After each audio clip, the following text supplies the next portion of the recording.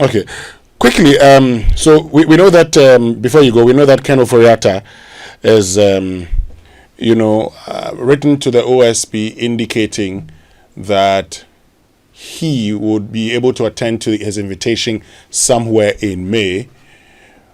Do you say this is a vindication of the steps that you took as an office? We wouldn't call it a vindication because this is not in personam action. It's more of that people have, and let me put it this way, people have said that, well, the OSP could have just given the man time for the man to be able to go through everything he says he's doing outside, and when he's ready, he will come down to Ghana. And as I've also said, but the OSP could have just gone to the USA, or that is if the belief is that's where he is, or wherever he is, and interviewed him and all that. Those opinions, suggestions, and some criticisms of the OSP that has been harsh and all that, they are good, but they are not the right processes. So for those who say that the OSP should have gone to the US and interview and all that, the OSP, this is not about interviewing. If it was about interviewing, it can be done even via Zoom. The OSP doesn't need to go there. There are a lot more the OSP has to do. And so people have thought that, oh, but you can even go to court and file and then, and they have said that that is also not true. Unless you charge a person, you cannot proceed to court. And say, okay, you can try an absentia. That is also not true. You can only try a person absentia after you have charged the person has refused to attend to court. And then some have said that, okay, then the OSP should have physically gone there. And I'm like, okay, the processes the OSP have to do may involve arrest and all that. Can the OSP do that on a foreign jurisdiction? People forget that Mr. Ofori-Atta is not a person of interest to the OSP. Ofori-Atta is a suspect. A person of interest is someone you simply need information from. You may even use a person as a prosecution witness, or you just need some clarity on something. But when you're a suspect, it goes beyond that. It means a law enforcement agency is looking to arrest you, is looking to take you through the criminal process before it ends up in court. And some of these things have to be done physically. And so the OSP's contention was that no individual in Ghana can choose when he or she will attend to a summons by a law enforcement agency, irrespective of what you are going through. There are solid grounds that the law enforcement agency might agree with you and defer. One of them being that you are invalid. Invalid means that you are so sick you cannot move. Or the second one, that you are agreeing to give them a definitive date, which may be reasonable to the law enforcement, and that they agree with you and say you can come.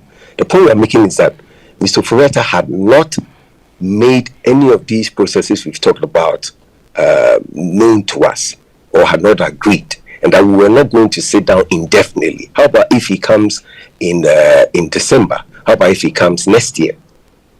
So those were the reasons that had to compel the OSP to declare him wanted. Now he's written back through his lawyers to us that now he will give us a definitive date, and he has given us a definitive date. He went on to request that we should take him off the wanted list, and that the OSP has agreed that your date, we agree to it, you can come. However, and we are taking you off. However, if at the agreed date you do not show up, we will bring you down to Ghana. So I think that is the position. So people should understand that we have merely been following the law. I've heard people criticize the OSP, but I've not heard anybody say the OSP is wrong in law here or that. But there's been a lot of preaching about you could have waited. This is a criminal case. This is not a civil matter. Quickly, in the OSP's, in the Special Prosecutor's press conference, he indicated that the men who went to Ken Ofori-Atta's house, that could be staged. Subsequently, you've had apologies from the majority leader, and that it was a national security operation. Is the OSP prepared to apologize to Ken Ofori-Atta, creating the impression that he may have staged this? Well, first of all, as you've heard the lawyer for Mr. Japa put out there, they do not see why the majority leader apologized, because he did not carry out anything. Secondly, the intelligence available to the OSP is the intelligence available to the OSP. The OSP said, but the evidence is that Ken didn't stage this. The impression created he staged this is not correct. The OSP did not speak. When I say the OSP, I mean the Office of the Special Prosecutor. People confuse the two. The special prosecutor creates the impression that the man staged this. The evidence says he did not. If you permit me, please go ahead. The office, as in the Office of the Special Prosecutor, said what they said based on the intelligence that they have. The SP has communicated that. The SP said what he said in context. He has said that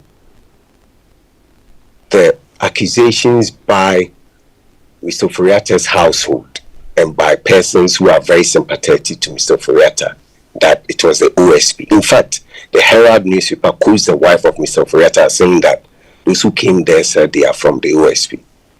And to the extent that the household of Mr. Ofori-Atta, including all the people who know, knew 12 hours prior to OSP's press conference that it was not the OSP, because they had the videos and they had the pictures, and they knew that that was not OSP. And the SP was responding directly to Mr. Ofori-Atta that that cannot be true. It's that you have either staged it or it was an imposter action. It was said in context. I think that the right thing must be done, which is that the OSP has been vindicated. The evidence now, he didn't stage it. It does not matter, and you do not know the intelligence that was available. But what I do not know the intelligence you have, the information you put out suggests that the man may have staged this. The man staged this. When you say somebody has staged something, it does not necessarily mean that the person is the one holding the whatever and going to the house. Because after all, from the videos and everything you have watched, it was not a raid, but it was even tagged as a raid. Security officers, the point you made and the subsequent interpretation, I'm sure you monitor these things and you would know. I asked a very simple question. Now that there is evidence, is the office willing to apologize for that comment? There is no evidence. National security has not come out to say anything. The point I'm making is that Mr. Ofori-Atta and his household need to be apologizing to the Office of the Special Prosecutor for trying to label it as a Rambo-style organization. The Office of the Special Prosecutor had made it clear that the intelligence available to the office at that time was that this could be an imposter action, or that it was staged to cause dissatisfaction for the Office of the Special Prosecutor.